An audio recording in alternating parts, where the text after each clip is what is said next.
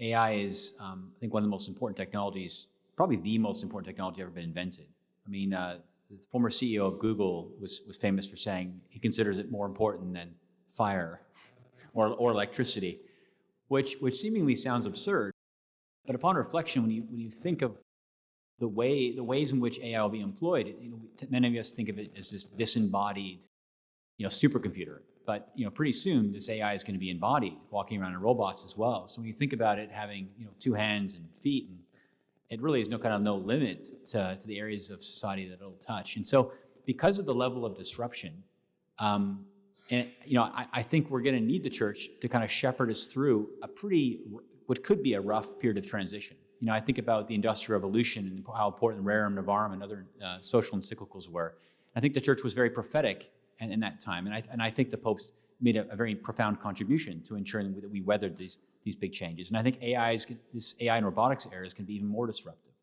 I could see a lot of people who maybe they're not going to starve, and maybe they're going to not have to worry about shelter, because hopefully AI and robotics will produce goods and services very inexpensively. So we won't have to worry about that as other generations have. That being said, a lot of people, their work is more than just a job. It's a reason that they're alive, for whether that's good or bad. So I think a lot of people are going to question what their value is. What do they have to contribute to the world? And I think this could lead to a pretty profound existential crisis. And I can't think of an institution on planet Earth that knows the human condition better than the church. And I think there's no institution which is better prepared to help shepherd people going through these crises. So my name is Jen Copestake, and I'm formerly a technology correspondent with the BBC. I'm currently a correspondent with China Global Television in Europe as a Europe correspondent. I've recently been in Beijing and for a month to cover the 2 sessions that was there. But part of my travels when I was in China, I went to see Engine AI, which is a humanoid robotics company in Shenzhen. And I spoke to its founder, and who was showing us one of the humanoid robots, which was extremely impressive. So this was walking through the streets of Shenzhen. It can also do a front flip and various different back flips and things. But I asked him, what was his overall goal with creating these robots? And he actually said that they want it to be indistinguishable between a human and a robot, so that basically the robot would know your love, your joy, your sorrows, and that a person interacting with it would have no ability to distinguish if that robot that they were speaking to has a soul. And of course, there's parts of the world that this is extremely important. If we're seeing a decline in birth rates, an aging population, and to have a human companion in the form of a robot, I guess, is really important. But it's not just the physical attributes that they're developing, it's actually the sort of spiritual attributes. So I think the church would have a role in this question, which is, can a machine have a spiritual life? And in some parts of the world, that answer is yes. So having the Catholic Church be deeply involved in that, I think, is something Pope Francis was very aware of, and that we should continue on. And I'm sure the panel agree, but I'd love to hear their thoughts. Just very quickly as well, I just wanted to say that I had been speaking ahead of this panel with ChatGPT about, I saw on social media that people were asking it about the Immaculate Conception. So I was also asking about this, and the answer was quite fascinating. So very pro, I would say, the Catholic Church.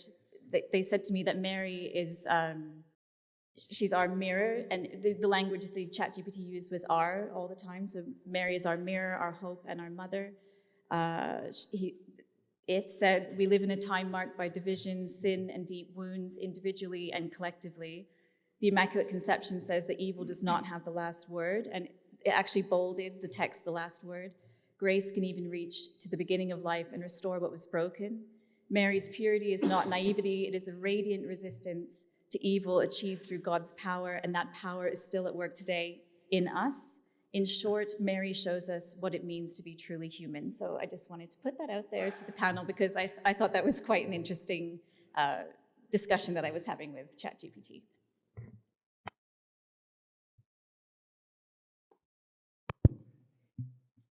At the risk of sounding more of the same. But I think, yes, I mean, there's the element of it being a disruptive tool, which is what Matthew said. And there is this other element of it being more than a tool, which I think is the one thing Pope Francis has said it again and again. The different church documents that have come out on AI, which are numerous, surprisingly, I suppose, right? For a lot of people out there, are saying this is more than a tool. And I think this is the extra step. And if anything, I think on so many different levels, not just financially speaking, but on so many different levels, this tool, or more than a tool, will create, or is already creating, more classes of the poor. And if the church is called to have this preferential option for the poor, if the church is called to be with those who are marginalized on the peripheries, today those new peripheries will be social peripheries, existential peripheries, which you already have of those, these realities, but which, given some of the anecdotes we've heard already, we run the risk or the possibility of having these multiplied to a massive extent.